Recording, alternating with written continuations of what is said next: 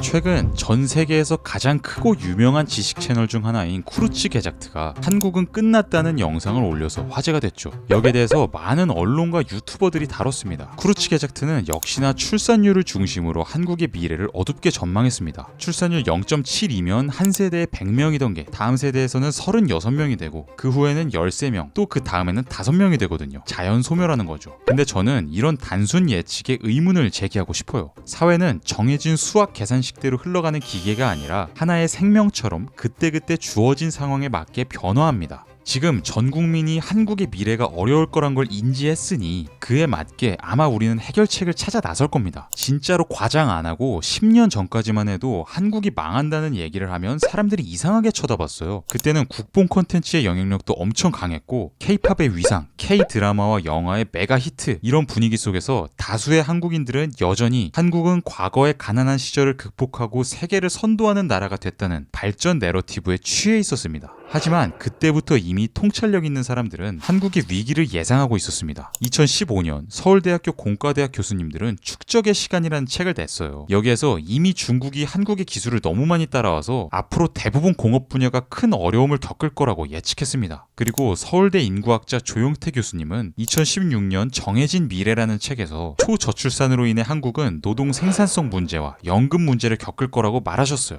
저는 이 두 책을 모두 2016년 군대에서 읽었는데요. 그때까지만 해도 이 문제들에 대부분 사람은 관심을 갖지 않았어요. 특히 저출산 문제는 전혀 대중의 관심을 받지 못했습니다. 그러다가 2020년대 들어서 문제가 더 심각해지니까 그제서야 사람들은 현실을 인식하기 시작했고 지금은 한국이 망할 거라는 비관적 인식이 오히려 다수가 된 것 같기도 해요. 그런데 저는 바로 이 비관적 인식을 원동력으로 삼아 우리가 어떻게 하면 이 사회를 잘 유지해 나갈 수 있을지 고민해야 한다고 생각합니다. 지금은 한국이 그 가난한 시절에서 이렇게까지 발전했는데 얼마나 대단해, 이런 식으로 과거의 영광에 빠져있는 인식이 사회 전반에 걸쳐서 예전보다 약해졌는데요. 저는 이게 한국이 새로운 미래를 향해 나아갈 발판으로 작용할 수 있다고 봅니다. 물론 한국이 발전해온 역사는 정말 대단하지만 그건 과거고 지금은 또 다른 미래가 우리를 기다리고 있습니다. 지금 문제가 있다는 걸 철저히 인정해야 해결책을 모색할 수 있겠죠. 근데 그렇다고 뭐만 하면 어차피 안 돼, 이미 망했어,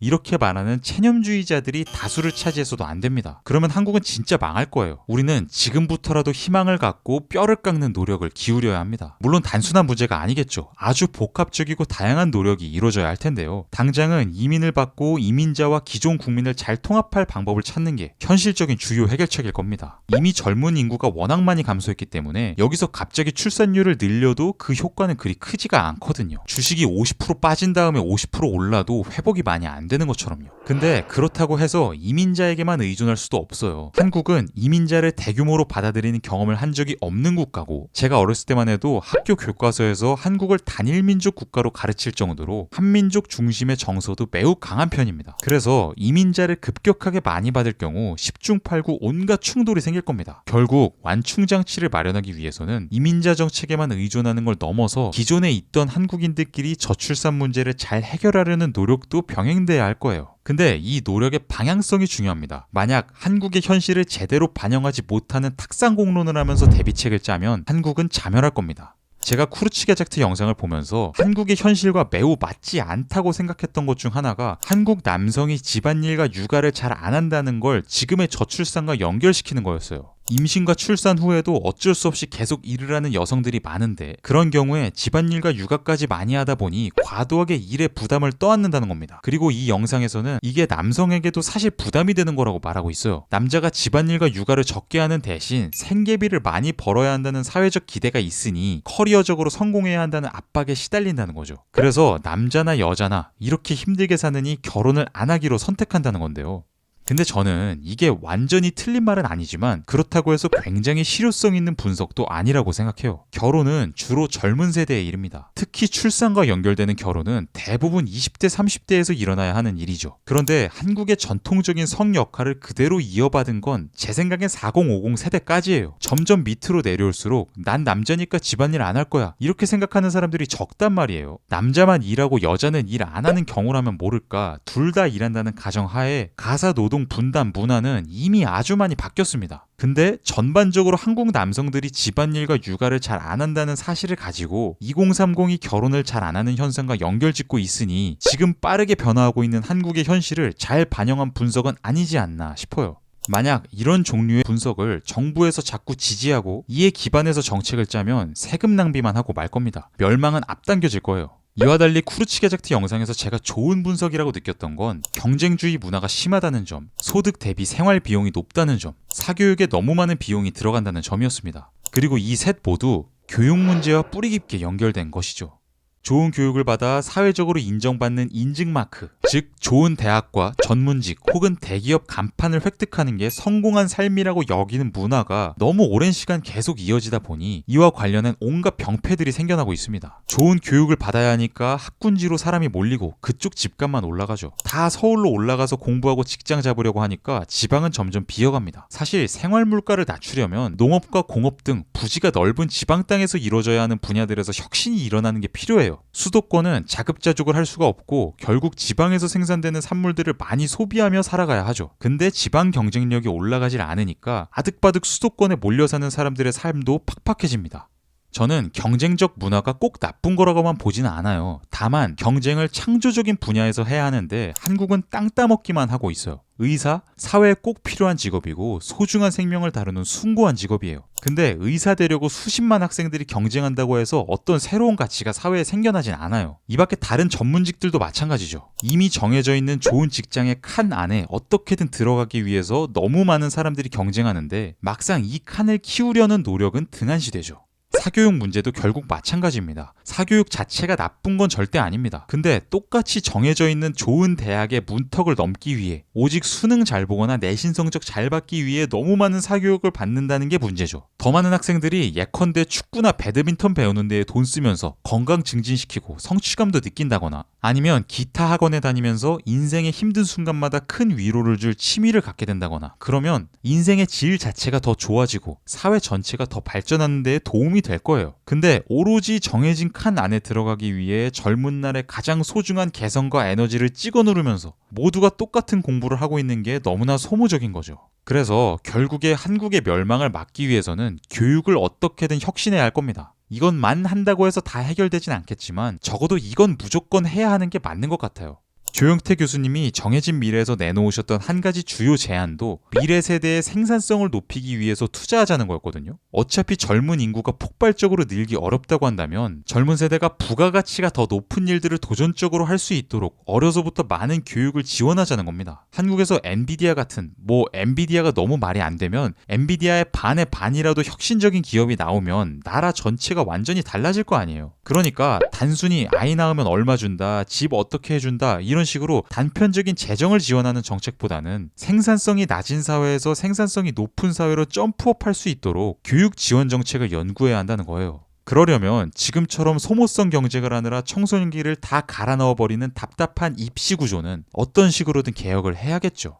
저는 개인적으로 슈카월드에서도 소개한 한국은행 이창용 총재님의 견해가 참 인상 깊긴 해요. 수도권 집중화가 한국 초저출산의 주요 원인이라고 이야기하셨고요. 그걸 해결하기 위해서 대학 비례 선발제를 도입해야 한다고 주장하셨습니다. 상위권 대학들이 지역별 학령 인구에 비례해 신입생을 선발하자는 겁니다. 예를 들어서 충남의 학생 인구가 전국의 20분의 1이다. 그러면 상위권 대학 신입생 20분의 1을 충남에서 뽑자는 거죠. 그러면 사교육을 위해서 학군지에 몰리는 인구가 줄어들 테니까요. 그런데 저는 이 방법은 크게 효과가 있을 거라고 생각하진 않아요. 왜냐하면 결국에 대부분 상위권 대학이 서울에 몰려있고 학생들이 입학해서 서울로 올라오면 거기서 생활하면서 활동하고 적응한 다음에 취업하고 정착하잖아요. 결국에는 고향을 떠나게 된다는 거죠. 학군지 문제는 어느 정도 해결이 될 수도 있겠지만 결국 상위권 대학에 올 정도로 학창시절 때 열심히 노력한 학생들, 즉 꼭 공부 잘해야만 우수한 인재는 아니지만 어쨌든 지역사회에서 공부 쪽으로는 어려서부터 우수한 인재로 여겨졌던 학생들이 성인이 되자마자 자신의 모든 역량을 서울에서만 펼친다는 겁니다. 이런 시스템이 반복되는 한 결국 수도권과 지방의 격차는 계속 벌어질 거예요. 그리고 오세정 전 서울대 총장님이 지적하신 것처럼 비례선발제처럼 대학 입시제도 자체를 크게 손보는 건 우리나라 교육을 근본적으로 뒤흔드는 일이라서 매우 어렵고 결국 공교육이 누더기처럼 지저분해지면서 또 다른 병폐만 낳을 가능성이 큽니다. 저는 이런 맹점을 피하기 위해서 입시 개혁은 선발의 형식 자체를 바꾸는 것보다는 차라리 시험 준비 기간을 줄이는 방향으로 가는 게 더 낫지 않나 생각해요. 학생들이 단 1년이라도 소모적인 공부를 적게 하고 그 대신에 빨리 사회적인 활동을 시작하면서 실질적으로 나중에 경제활동을 하는 데 도움이 되는 경험을 쌓도록 만들어주는 게 더 좋지 않을까 싶은 거예요. 그리고 입시개혁 이외에도 또 다른 교육개혁으로 지방대학을 획기적으로 지원하는 정책이 필요하다고 생각합니다. 지극히 개인적인 의견이지만 저는 지방 국립대를 대한민국 최고의 대학들로 만들어야 한다고 생각해요. 학생들이 굳이 서울로 가지 않고 자신이 자란 곳 주변의 대학에 가도 최고의 교육을 받고 좋은 사회적 평판을 얻을 수 있도록 만들어야 한다는 겁니다. 학업 성취도가 우수한 학생들이 죄다 서울로 몰려서 활동하는 게 아니라 20대가 되어서도 자연스럽게 자신이 자란 지역을 기반으로 꾸준히 활동하면서 그곳에서 다양한 동아리 활동하고 지역과 연계된 창업 활동에 도전하고 주변의 사람들과 함께 꿈을 펼쳐나갈 수 있는 그런 환경이 필요하다는 거죠. 독일은 대표적으로 학생들이 주로 집 주변의 대학을 가는 걸로 유명하고요. 미국도 물론 하버드 대학 같은 데 가면 최고로 좋겠지만 여러 이유로 그러지 못하는 학생들은 지역의 좋은 공립대에 가도 충분히 좋은 기회들을 많이 제공받을 수 있는 편이거든요. 자부심은 인간에게 엄청나게 큰 동력입니다. 제 의견의 요지는 지방에서도 청년들이 자부심을 갖고 꾸준히 활동할 수 있는 발판을 만들어줘야 한다는 거예요. 솔직히 저는 굳이 대학에 가지 않아도 사람들이 각자 자신의 성취에 따라 자부심을 갖는 사회가 되면 가장 좋을 거라고 생각해요. 하지만 현실적으로 한국 문화에서 대학은 여전히 자부심과 너무나 뿌리 깊게 연결돼 있고 이 문화를 당장 완전히 바꿀 수는 없을 겁니다. 그러니 일단은 현재 한국에서 자부심을 얻는 데 가장 필요한 것 중 하나로 여겨지는 상위권 대학이라는 간판을 전국으로 분산시키자는 겁니다. 자부심은 자신감과 직결됩니다. 현실적으로 지금 한국 사회에서 예컨대 대학생들이 똑같이 시국선언을 해도 서울대생들이 하면 사람들이 더 많이 주목을 해요. 그리고 그렇게 자신이 주변에 대해 큰 영향력을 가졌다는 걸 느끼고 체험하는 학생들은 점차 자신이 사회에서 더욱더 큰 일을 벌일 수 있겠다는 자신감을 얻게 될 여지가 큽니다. 그렇게 자신감을 얻은 학생들은 큰 도전을 하고 혁신을 만들어낼 가능성도 높아지겠죠. 지금은 대학생들이 이런 자부심을 얻을 기회가 서울에 죄다 몰려 있습니다. 만약 이걸 지방으로 분산시켜서 지방 대표 국립대 학생들이 스카이 학생들만큼이나 자부심을 가질 수 있도록 하면 분명 지역사회에 활기가 도는데 큰 역할을 할 겁니다.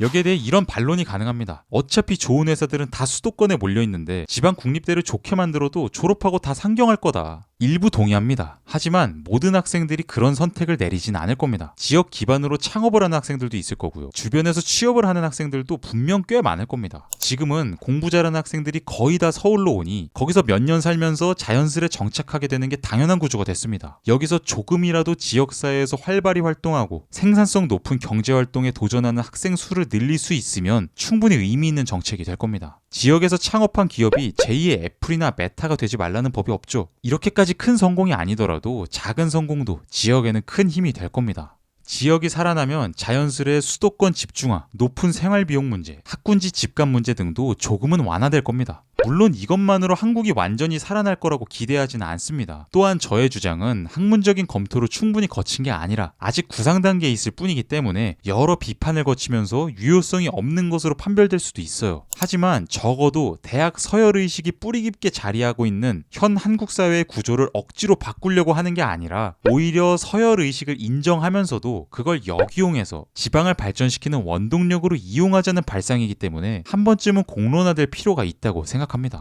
아마 이미 좋은 대학이 다 서울에 집중돼 있고 그쪽과 연관된 이권이 어마어마하기 때문에 민주주의적 시스템을 통해 지방대학을 지원하는 결정을 내리기는 쉽지 않을 거예요. 하지만 지금은 전 국민이 한국이 절체절명의 위기에 빠졌다는 걸 점점 인지해 나가고 있기 때문에 생존에 꼭 필요하다고 생각되면 아주 과감한 결정도 합의해 나갈 가능성이 점차 열릴지도 모른다고 생각합니다. 부디 활발한 토론을 거치며 오늘 제가 말씀드린 방향 이외에도 여러 의견들이 제시되고 검증되면서 좋은 정책들이 만들어졌으면 좋겠네요. 제가 오늘 준비한 내용은 여기까지인데요. 여러분은 꺼져가는 대한민국의 불씨를 살리기 위해 무엇을 해야 한다고 생각하시나요?